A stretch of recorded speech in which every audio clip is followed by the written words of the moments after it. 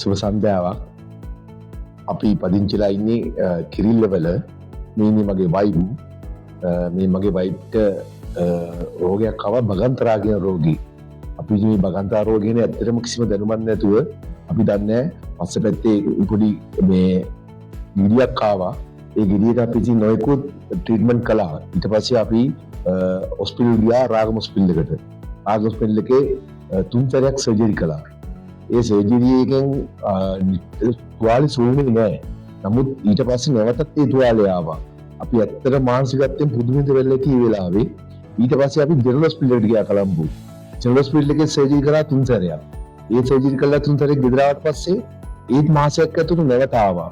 ඊට පස්සේ අපිට ඇත්තටම කරන් දෙන්න නැතුව අසරණලා අපි ගොඩාක් ඉන්න අවස්ථාවක් තමයි අපිට කඩවත පුෂ්ප කුමාර මහත්තයා කියන වෛද්‍යවරයා හම්බුනේ. ඔහු යක්කල ආයුර්වේදයේ මහාචාර්යවරයෙක්. ඔහු ගැන අපි යම් කිසි දෙයක් අහලා තිබුණේ නැතුණත් මගේ යාළුවෙක්ගේ මාර්ගයෙන් ඔහු ගැන මම දැනගත්තා. දැනගෙන අපි එතනට ගිහලා එතුමාට කිව්වා මෙහෙම දෙයක් දැන් අපි මාස 6ක් තිස්සේ ડોක්ටර් දුක් විඳිනවා. මගේ වයිෆුත් මානසිකත්වයෙන් වැටලා ඉන්නේ. මේ රෝගී දැන් හොඳ වෙන්නේ නැහැ. අපි දැන් මේකට මොකද? ඒතකොට ડોක්ටර් කිව්වා බය වෙන්න එපා. ඕගොල්ලෝ මේ වකී මම බාර ගන්නවා. ඕගොල්ලෝ බාහිරට මා විශ්වාස කරලා ඉන්න කියලා මේ පුෂ්පකුමාර මහත්තයා අපිට පැවසුවා. අපි එදා ඉඳන් එතුමාගෙන විශ්වාසය තියලා මෙතෙන්ට ආවා. ඇවිල්ලා සතියක් ගාන ඇවිල්ලා මෙතුමාගෙන් ප්‍රතිකාර ගත්තා. එන්නෙම හොඳ තත්ත්වයටපත් වුණා. අපි දැනගත්තා මෙතන තමයි දැන් හරි තැන අපිට යන්න ඕන තැන කියලා. අපි මෙතෙන්ට නිවැරදිව ආවා. හරියට මහත්තයා කියන දේ අහගෙන.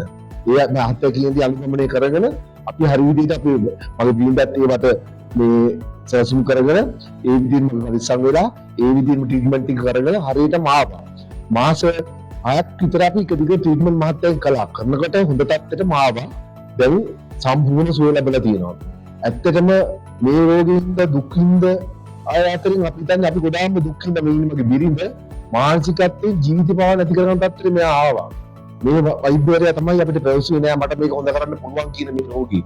ඇත්තටම මෙතුමා දියෝ වෛද්‍යවරුගේ ගොඩක් පින් මෙතුමාට.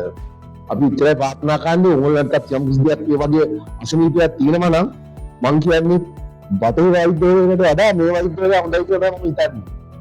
අදවත පුස්කාර මහත්තයා කිව්වහම නොදන්නේ යකරාජ මහාචාර්ය කෙනෙක් කොහොමද ගිහලා හම්බෙන්න පුළුවන්. බුදුසරණයි.